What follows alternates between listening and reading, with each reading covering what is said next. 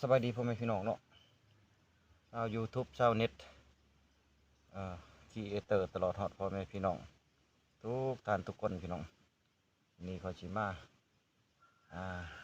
อัปเดตวิถีชีวิตของข่อยนะพี่น้องเนาะมาการที่เป็นชาวสวนมาคือจังใดพี่น้องก็เป็นแบบนี้แหละพี่น้องชีวิตชาวไร่ชาวสวนแต่ละมื้อแต่ละวันก็ไปให้ไปสวนพี่น้องคือมื้อนี้ก็ ออกมาปิดแหนงกาแฟพี่น้องนี่กาแฟสวนกาแฟปิดแหนงกาแฟก็ค่ำแล้วพี่น้องเลิกเวียกเก็บแหนงนี่ปิดแหนงเดี๋ยวเขาก็เก็บหมากไม้พี่น้องเนาะจะเป็นหมากนาวหมากเกี้ยงหมากส้มโอหมากจันยังนะพี่น้องก็แล้วแต่พี่ๆน้องๆเพิ่นสั่งเขามาเนาะในข่าเพิ่นสั่งเขามาเพิ่นอยากอุดหนุนพี่น้องเพิ่นอยากซอยเนาะพี่น้องนะเพิ่นอยากซื้อซอยเฮาเพิ่นก็สั่งเขามาแต่20 โล10 โลยังก็บาไปตามเพิ่นต้องการหั่นน่ะพี่น้องนี่เขาก็มาเก็บเกี่ยงพี่น้องสิเก็บเมื่อประมาณมื้อนี้สิเก็บอยู่ประมาณ50 โลนี่แหละพี่น้องแล้วก็สิมื้อแบ่งให้เพิ่นผู้เพิ่นมักสำไรหั่นน่ะพี่น้องหมดหลายๆพี่น้องในสวนแดงส้มเขาก็เก็บจังซี่นะพี่น้องคู่มือเมื่อเขาก็สอนเมื่อหมักหนอกหมักนาวเขาก็เก็บเมื่อพี่น้องเนาะเมื่อกับไปส่งไปขายไปเลาะนะพี่น้องไปกับ3 ดอก3,000ไปเลาะขายแต่บ้านเฮาน้ำตาลฮอดหอยกองพี่น้องฮอดตลาดบางเถื่ออากาศบ่เรือหรอกพี่น้องเอาไปแต่ละเถื่อก็ขาดเบิดกันตัวนี้ก็บ่เป็นปัญหาพี่น้องการเฮาไปหาเลาะขายก็สบายสะดวกสบายดีอยู่พี่น้องเนาะใครก็มีความสุขพี่น้องเนาะเฮามีความสุขอยู่ในที่ว่าในการที่ว่าเฮาเห็นผลงานของเฮาพี่น้องเนาะเฮาเฮ็ดหยังเฮาไรหามาขับผลนะพี่น้องเฮาว่าเฮาปลูกหมักนาวเฮาเห็นหมักนาวยังไงเขาก็มีความสุขพี่น้องเขาก็ไปกระสันนะพี่น้องตามพิธีของเฮาเลยที่ว่าเห็นเพื่อนเห็นเฮาไปนะพี่น้องหมักงามพี่น้องเล่นน่าไปดอกขายนะพี่น้องเพิ่นถามเฮาเลยพี่น้องถามว่าจะไปขายจะบ่อยากอายบ่เพิ่นว่าแต่มันกะคนเฮานะมันก็มีความอายทุกๆคนกันเนาะพี่น้องเนาะเฮ็ดจังไดเนาะมันก็ย้อนความทุกข์ความยากพี่น้องเนาะเฮาก็ต้องดิ้นรนนะพี่น้องเฮาก็ต้องไปต้องเฮ็ดไปนั่นจ้าพี่น้องเฮาคิดว่าขอเพียงว่าสิ่งใดมันเป็นเวียกเป็นงานบริสุทธิ์พี่น้องเนาะเฮาก็สู้ได้พี่น้องเนาะก็เฮ็ดบ่อายหรอกพี่น้องนี่ข่อยเฮ็ดมันหักพี่น้องงานหนึ่งงานบางใหญ่เลยมาหลายตัวนี้พี่น้องมันหักเนาะ เข้ากระจือคำสุภาษิตแต่ผู้เฒ่าผู้แก่เพิ่นบอกเฮาเนาะพี่น้องพี่น้องเนาะเพิ่นว่าอย่านอนตื่นสายอย่าอายทำกินอย่าหมิ่นเงินน้อยอย่าคอยวาสนาเพิ่นว่าไม่นอกพี่น้องเนาะเฮาก็จำเอาไว้พี่น้องมันเป็นคติเตือนใจได้พี่น้องตัวนี้ดีได้พี่น้องวิชาตัวนี้เนาะผู้ใดเอาไปนำใช้ได้ดีได้พี่น้องก็ลองเอาไปปฏิบัติเบิ่งพี่น้องเนาะ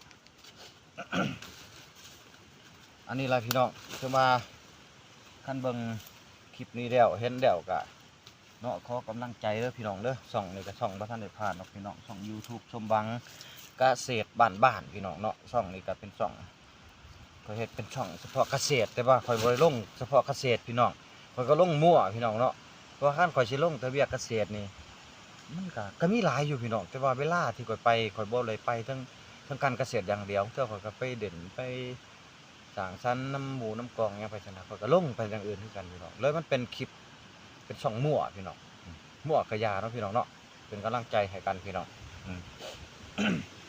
แต่บ่ทันผ่านพี่น้องกระสู่เอาพี่น้องอยากเห็นเงินดอนอยากเห็นเงินในอากาศพี่น้องเนาะแต่ก่อนหันเห็นแต่หมู่เบ้าว่าได้เงินในอากาศมาได้เงินดอนนะพี่น้องข่อยก็เลยอยากเฮ็ดอยากได้พี่น้องข่อยก็เลยให้น้องนุ่งข่อยเฮ็ดช่องให้พี่น้องเพิ่นเฮ็ดมาแต่ไทยพี่น้องเนาะน้องข่อยเพิ่นอยู่เมืองไทยเพิ่นเฮ็ดให้เพิ่นน้องข่อยเพิ่นได้พี่น้องได้เดือนหนึ่งก็เพิ่นร่วมกันเพิ่นมี2-3 ช่องพี่น้องเกือบเป็น100,000 กว่าบาทพุ่นน่ะพี่น้องเนาะอยู่เมืองไทยจะได้ดีกว่าอยู่เมืองลาวอยู่แล้วเพิ่นเห็นมีหลายๆนะเพิ่นก็เลยอยากให้เฮ็ดนะพี่น้องเขาก็เลยมาลองเฮ็ดเบิ่ง สู่ไปเบิ่งมันสิเป็นจังได ก็ขอกำลังจิตกำลังใจขอแรงบันดาลใจจากพี่จากน้องหั่นน่ะเนาะขอกดไลค์กดแชร์ผู้ละ1 ไลค์ 1 แชร์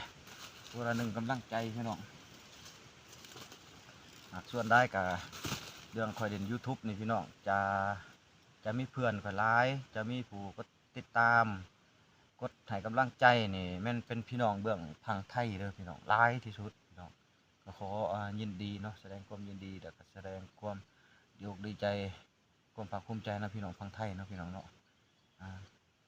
ที่เพิ่นมาสนับสนุนเพิ่นว่าอีต้นท้องสารเนาะพี่น้องเนาะเพิ่นเฮาเฮ็ดช่องเฮาบ่ใหญ่พี่น้องช่องเฮาบ่เติบบ่โตเนาะบ่ทันมีได้นะพี่น้องเพิ่นก็เป็นกำลังใจเข้ามาให้พี่น้องหลายพี่น้องทางไทย หลายได้พี่น้องเพิ่นคอมเมนต์บ่อีกครั้งนะพี่น้องแต่ละครั้งแต่ละครั้งเฮาเข้าไปเบิ่งมันจะแยกให้ได้พี่น้องมันหลายประเทศได้พี่น้องประเทศใดเบิ่งส่วนใดมันเพิ่นจะบอกว่าอยู่ในหันได้พี่น้องเนาะการเล่น YouTube นี่สบายพี่น้องสบายม่วนพี่น้องเล่นไปเพื่อความสร้างสรรค์บันเทิงพี่น้องเพื่อความสุขเฮาไปสวนไปหัวไปให้เฮาเมื่อยเฮาก็ตั้งกล้องถ่ายเนาะพี่น้องเฮาก็เว้าในการสร้างสรรค์บันเทิงเนาะพี่น้องเนาะมันก็มีความสุขเลยพี่น้องคนเฮาบั้นปลายชีวิตเดี๋ยวพี่น้องบ่ต้องไปคิดยังนักหนาพี่น้องเนาะสิว่าเฮาเฮ็ดแบบนี้เฮาก็สิว่าลำบากทุกข์หลายบ่มันก็ธรรมดาพี่น้องเนาะมันเป็นวิถีชีวิตเฮาอยู่แล้วเฮาก็เฮ็ดไปพี่น้องเฮ็ดไปทำไปหาไปพี่น้องเนาะหากินไปอันนี้แล้วพี่น้องนี่กบมันให้พี่น้องกบเสียงมันบ่ใหญ่หรอกพี่น้องกบมันบ่ใหญ่หักมากไล่พี่น้องมากไล่ดีดอกโอ้ลายคักมากมีกระชันบ่วัดได้พี่น้องกระชัน2-3 บาทเขาก็ลงมามันเพราะว่าคันเฮาสั่นแห้งมันหมากมันเขียวดิมันสิลงหลายพี่น้องก็บ่อยากได้หมากเขียวนะอยู่ไหนเป็นหมากบักใหญ่ๆเดืองๆนี่นะเอาสั่นค่อยๆเอานี่แหละพี่น้องคันว่าพี่ๆน้องๆเฮาน้องพี่น้องเห็นคลิปนี้เดียวอยากเอาไปเป็นแนวทางพี่น้องอยู่เขตบ้านเฮานี่ก็เอาเฮ็ดได้พี่น้องเฮาปลูกใส่อยู่สวนเฮาพี่น้องปลูกคือค่อยปลูกเลยพี่น้อง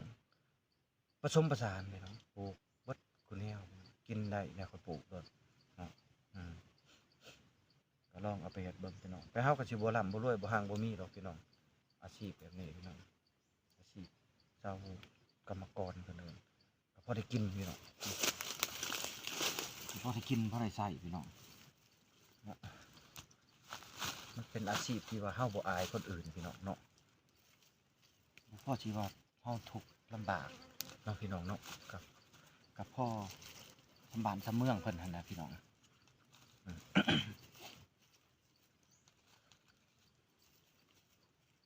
อันนี้ก็มาสวนแล้วพี่น้องคู่มือมาสวนนี่พี่น้อง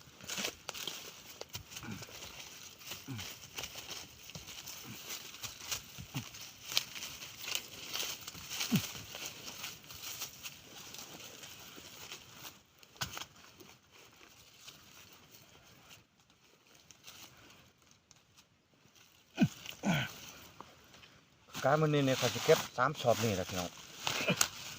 ได้3 สอบนี่พ่อพี่น้องมานี่สิบ่เอาหลายแล้วก็สิไปเก็บบักนาวอีกบักนาวนี่ก็สิเก็บอยู่ประมาณสอบ1พี่น้องสอบ1แล้วก็มักส้มโอเนี่ยพี่น้องเก็บแล้วก็สิเอามาส่งเพิ่นพี่น้องแต่ส่วนที่เอาไปต้อนมันก็มีได้พี่น้องบ่แม่นว่าเก็บทำได้ขายจำนั้นบ่แม่นพี่น้องคือข่อยเก็บซำนี้นี่เนี่ยข่อยก็ไปแบ่งออก 10%ก็สิยายให้พี่น้องนำทางให้พี่น้องไป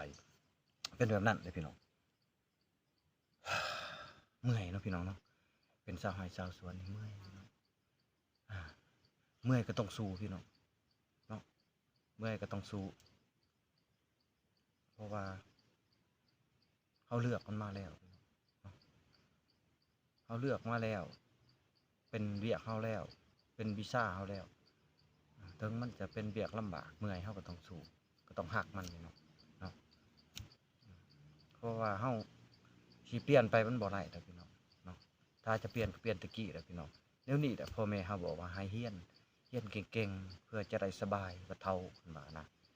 แม่นได้พี่น้องแม่นของพ่อแม่เขาบอกเนาะก็คือคู่มือนี่เขาก็ยังเสียดายพี่น้องก็อยากเป็นหนุ่มขึ้นก็จะไปเฮียนเนาะไปเฮียนเขาเฮียนเก่งแล้วก็ไปนั่งอยู่ตั้งอยู่โต๊ะสบายพี่น้องเฮ็ดเปียกอยู่ห่มกินเงินเดือนนะแต่ว่าเฮานี่ผิดพลาดพี่น้องก็บอกน้ำลูกน้ำหลาน คู่มือนี่บอกน้ำลูกน้ำหลานนะพี่น้องให้ลูกหลานน่ะทำเฮียนเนาะพี่น้องเพื่อเขาจะได้สบายเนาะบ่ทุกข์ลำบากคือเฮา เฮาทุกข์หลายเลยพี่น้องเนาะเอาอย่ามันพี่น้องทุกข์ก็อดไปบรรปลายชีวิตเนาะที่เหลือนี่เฮาก็เฮ็ดให้มันมีประโยชน์พี่น้องเนาะชีวิตที่เหลือมีประโยชน์ให้มีความสุขเนาะพี่น้องเนาะให้มีความหมายนำสังคมนำบ้านนำเมืองเพิ่นพี่น้องเนาะคลิปนี้ก็สิมีเท่านี้พี่น้องขอจากคนละไลค์คนละแชร์เด้อพี่น้องเด้อเป็นกำลังใจให้แน่สองคนนี่ก็บ่ทันได้ผ่านพี่น้องคะแนนลดลงหลายแล้วพี่น้อง